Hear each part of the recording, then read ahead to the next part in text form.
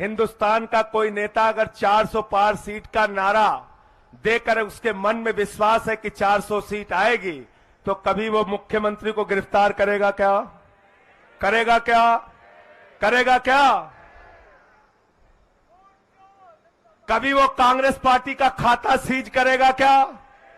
कभी वो झारखंड के मुख्यमंत्री को गिरफ्तार करेगा क्या?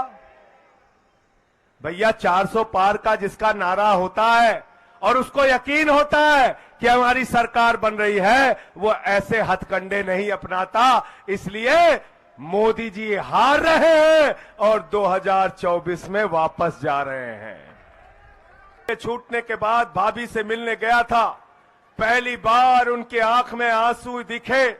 मैं आम आदमी पार्टी के कार्यकर्ताओं से कहना चाहता हूं, उस आंसू का बदला आपको लेना है। मैं आपसे कहना चाहता हूं, दिल्ली के लोगों के बीच में जाओ, देश के लोगों के बीच में जाओ, उस आंसू का बदला आपको लेना है। ये 400 पार के नौटंकी के नारों के चक्कर में मत पड़ो, इसका कोई हकीकत नहीं है। मीडिया वाले कह रहे थे मोदी जी ने 400 पार का नारा दिया। हमने कहा सिर्फ 400 पार का नारा क्यों नहीं 600 पार का नारा दिया? भाजपा वाले 600 पार का भी नारा दे सकते हैं। भाजपा वाला कह सकते हैं कुछ सीट पाकिस्तान से आएगी, कुछ बांग्लादेश से आएगी, कुछ श्रीलंका से आएगी, कुछ अफगानिस्तान से आएगी। तो 700 पार का भी नारा दे सकते हैं। क्या नारा दिया था दिल्ली में? गोपाल जी याद है आपको? 45 पार। कितना नारा दिया था बीजेपी वालों ने? कितना दिया था? आई कितनी? चलो भाई ये सब नहीं बोलूंगा। ये कह रहे हैं आई तड़ी पार। 8 सीट आई, 8 सीट। 8 सीट आई, 8 सीट। बंगाल में कितना नारा दिया था? 200 पार। कितना नारा दिया था? 200 पार। कितना नारा दिया था? आई कितनी? 1/4। 50-55 सीट आई। हरियाणा में कितना नारा दिया था? कितना नारा दिया था? 75 पार। आई कितनी? 40 सीट। मेघालय या मिजोरम कौन सा अभी मुझे चुनाव बता रहे थे, वहां नारा दिया था 21 पार, वहां आई 1 सीट। कितनी आई? 1 सीट। जब 21 पार का नारा देते हो आती है 21, 1। जब 200 पार का नारा देते हो आती है 50। जब 45 पार का नारा देते हो आता है 8। तो जब 400 पार का नारा दे रहे हो तो आएगी 4। थोड़ा कम बोल रहे हो तुम लोग, इतने 4 थोड़ा है। 40 तोमर जी कह रहे हैं 40 आएगी। 40 मान लें। चलो बहुत ताकत लगाएंगे, 100 आ जाएगी। इन जुमलों में मत फंसना, इन जुमलों के चक्कर में मत फंसना, मैं आपसे कहना चाहता हूं। बैठ जाओ, बैठ जाओ। और एक चीज बताओ, इतने दिन से मीडिया वाले पत्रकारिता का कवरेज कर रहे हैं, बहुत सारे नेताओं को इन्होंने देखा है। रामनिवास गोयल जी हमारे बड़े वरिष्ठ नेता है, इन्होंने भी बहुत सारे नेताओं को देखा है। रामनिवास जी जरा मुझे बताइए, हिंदुस्तान का कोई नेता अगर 400 पार सीट का नारा देकर उसके मन में विश्वास है कि 400 सीट आएगी, तो कभी वो मुख्यमंत्री को गिरफ्तार करेगा क्या? करेगा क्या? करेगा क्या? कभी वो कांग्रेस पार्टी का खाता सीज करेगा क्या? कभी वो झारखंड के मुख्यमंत्री को गिरफ्तार करेगा क्या? भैया 400 पार का जिसका नारा होता है और उसको यकीन होता है कि हमारी सरकार बन रही है, वो ऐसे हथकंडे नहीं अपनाता। इसलिए मोदी जी हार रहे हैं और 2024 में वापस जा रहे हैं। अरे मोदी साहब को विदा करो, अरे महंगाई को विदा करो, अरे बेरोजगारी को विदा करो, अरे भ्रष्टाचार को विदा करो, अरे तानाशाही को विदा करो, अरे अत्याचार को विदा करो, अरे लूटखोरी को विदा करो, तानाशाही को विदा करो, हिटलर शाही को विदा करो। विदा करना है इनको।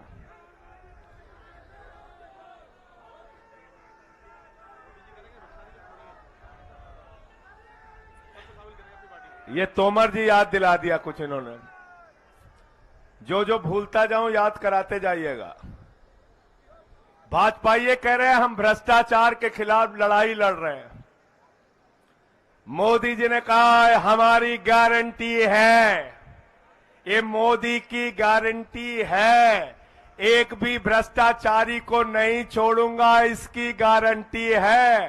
पूरब से लेके पश्चिम तक, उत्तर से लेके दक्षिण तक, एक एक भ्रष्टाचारी को बीजेपी में शामिल करूंगा, ये मोदी की गारंटी है।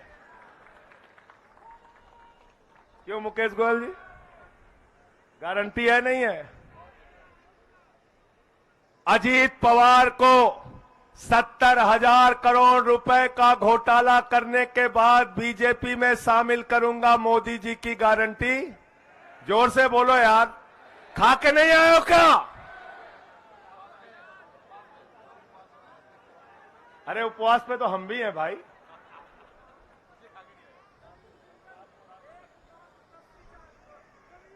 ये 11 बजे से उपवास पे है ना, सवेरे तो नाश्ता किए होंगे, नहीं किए? पूरा उपवास है ना?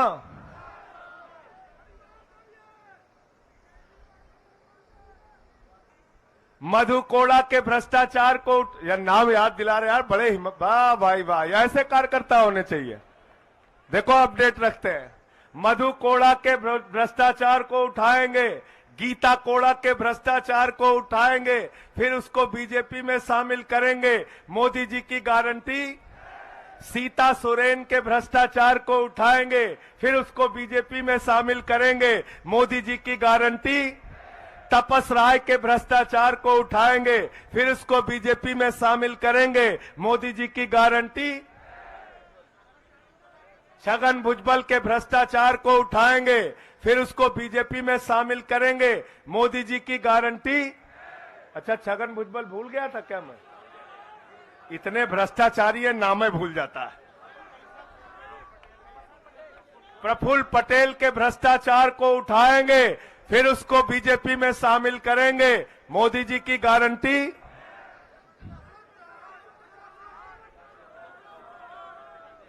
अशोक चौहान बोल दिया, आदर्श घोटाला बोल दिया।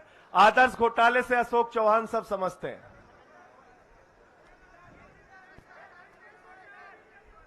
मीडिया वाले मुझसे उस दिन काफी नाराज हो गए थे, बोले संजय सिंह जी आप कभी कभी बड़ा सख्त बोल जाते हैं। मैंने कहा क्या? कहने लगे आपने कह दिया भ्रष्टाचार के खिलाफ भाजपाई बोलते हैं तो लगता है ओसामा बिन लादेन अहिंसा पे उपदेश दे रहा है। अच्छा एक चीज बताओ, इतने सारे भ्रष्टाचारियों को अपनी पार्टी में शामिल करने वाली पार्टी को हिंदुस्तान की भ्रष्ट पार्टी कहा जाएगा कि नहीं कहा जाएगा? देश की सबसे भ्रष्ट पार्टी कहा जाएगा कि नहीं कहा जाएगा? आजादी के बाद की सबसे भ्रष्ट पार्टी कहा जाएगा कि नहीं कहा जाएगा? तो जब ये पार्टी भ्रष्टाचार के खिलाफ बोलती है तो ऐसा लगता है ओसामा बिन लादेन और डाकू गब्बर सिंह अहिंसा पे उपदेश दे रहे हैं। गलत तो नहीं कहा? गलत तो नहीं कहा? दूसरी बात क्या करते हैं बड़े चालाकी से, संजीव झा को मैं एक दिन सुन रहा था टीवी पे, अच्छा जवाब दिया इसने, बहुत अच्छा जवाब दिया। कहते हैं नैतिकता के आधार पर आप लोगों को तुरंत इस्तीफा दे देना चाहिए।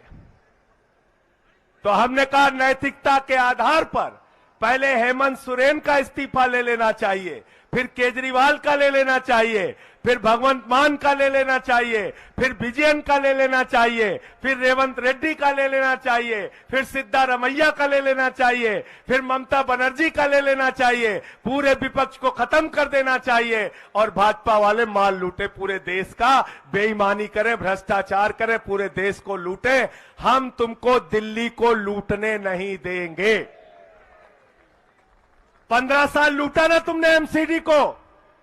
यहां बैठी है शैली ओबराय, 15 साल एमसीडी को लूटा, वहां से कॉलर पकड़ के तुमको खींच के जनता ने कूड़ेदान में पहुंचा दिया। झाड़ू है हमारे पास? झाड़ू है? तो तुम चाहते हो ममता बनर्जी हट जाए, तुम बंगाल लूटो, भगवंत मान हट जाए, पंजाब लूटो, केरल में विजयन हट जाए, तुम केरला लूटो।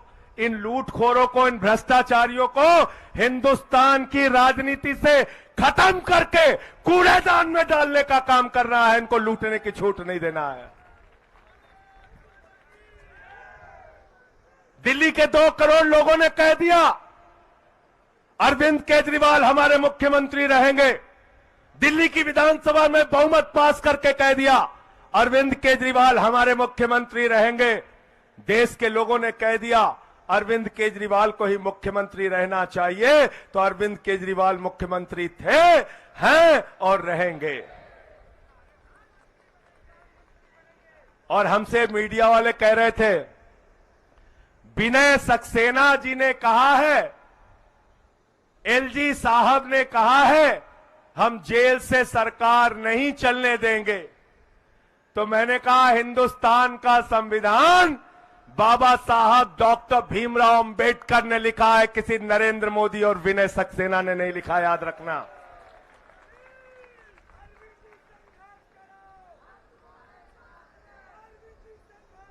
दिखा हमको कहां भारत के संविधान में लिखा है कि झूठे मुकदमे लगा के एक ईमानदार मुख्यमंत्री को अगर तुम जेल में डाल दोगे तो उसको इस्तीफा देना पड़ेगा। आज मैं तुमको बताता हूं कहानी, ध्यान से सुनना। क्या कहते हैं, आपके नेता 1 साल से जेल में है, उनको जमानत नहीं मिल रही। आपके नेता इतने महीने से जेल में है, उनको जमानत नहीं मिल रही। तो आज के बाद जब टीवी पे हमारा प्रवक्ता जाए, भाजपा के बीच में जाए, तो उनसे पूछना अटल बिहारी वाजपेयी जी 19 महीने देश की जेल में रहे, उनको जमानत नहीं मिली। लाल कृष्ण आडवाणी जी 19 महीने देश की जेल में रहे, उनको जमानत नहीं मिली। रविशंकर प्रसाद जी 19 महीने देश की जेल में रहे, उनको जमानत नहीं मिली। अरुण जेटली जी 19 महीने देश की जेल में रहे, उनको जमानत नहीं मिली। अमित शाह जी 3 महीने जेल में रहे और 2 साल गुजरात के बाहर रहे। वो शब्द मैं इस्तेमाल नहीं करना चाहता। साथियों और दोस्तों, मैं आप सबसे यही कहना चाहता हूं, ये बड़ी लड़ाई है और इस बड़ी लड़ाई के अंदर एक महाभ्रष्ट पार्टी भारतीय जनता पार्टी आपके सामने है। उस भारतीय जनता पार्टी का शराब घोटाला पूरे देश के सामने उजागर हो चुका है। 55 करोड़ रुपए की रिश्वत, उसका मनी ट्रेल, 5 करोड़ का पहले मिला ले तो 60 करोड़ रुपए का साफ साफ भ्रष्टाचार, भारतीय जनता पार्टी का भ्रष्टाचार पूरे देश के सामने आ चुका है। भ्रष्टाचारियों को चुन चुनकर अपने पार्टी में शामिल करने का मामला पूरे देश के सामने आ चुका है। अग्निवीर जैसी योजना हो, महंगाई हो, पूंजीपतियों का 15 लाख करोड़ रुपए माफ करना हो, या 750 किसानों की शहादत हो, या हिंदुस्तान के लोकप्रिय मुख्यमंत्री अरविंद केजरीवाल की गिरफ्तारी का मामला हो, एक एक चीज का बदला इनसे लेना है, एक एक चीज का हिसाब इनसे लेना है। और अगर हिसाब लेना चाहते हो तो 4 गुना ताकत से काम करना, लोगों के बीच में जाना और सच्चाई बताना, लोगों के बीच में जाकर 2024 में इस सरकार को उखाड़ कर फेंकना है, इस संकल्प को मजबूत करना, जाना और बताना किस तरह से आपके नेता अरविंद केजरीवाल को फंसाया गया है, कैसे उनके ऊपर झूठे मुकदमे लगाए गए हैं। 20,000 पन्ने तो छिपा के रखे हैं ईडी ने, 20,000 पन्ने। उस 20,000 पन्ने की सच्चाई क्या है वो आने वाले दिनों में कोर्ट के सामने आएगी और दूध का दूध पानी का पानी हो जाएगा। अरविंद केजरीवाल, मनीष सिसोदिया, सत्येंद्र जैन छूटेंगे, जेल के ताले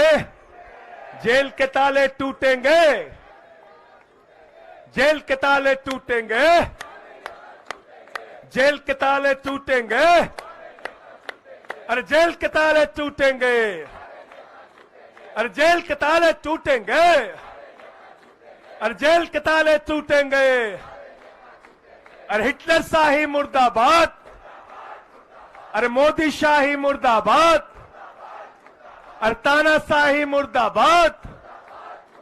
और जोर जुल्म के टक्कर में, हर जोर जुल्म के टक्कर में, हर जोर जुल्म के टक्कर में, और जो हमसे टकराएगा, और जो हमसे टकराएगा, और जो हमसे टकराएगा, आम आदमी जिंदाबाद, केजरीवाल जिंदाबाद, हमारे साथी जिंदाबाद, हमारे साथी जिंदाबाद, हमारे कार्यकर्ता जिंदाबाद, आम आदमी जिंदाबाद, अरे आम आदमी जिंदाबाद।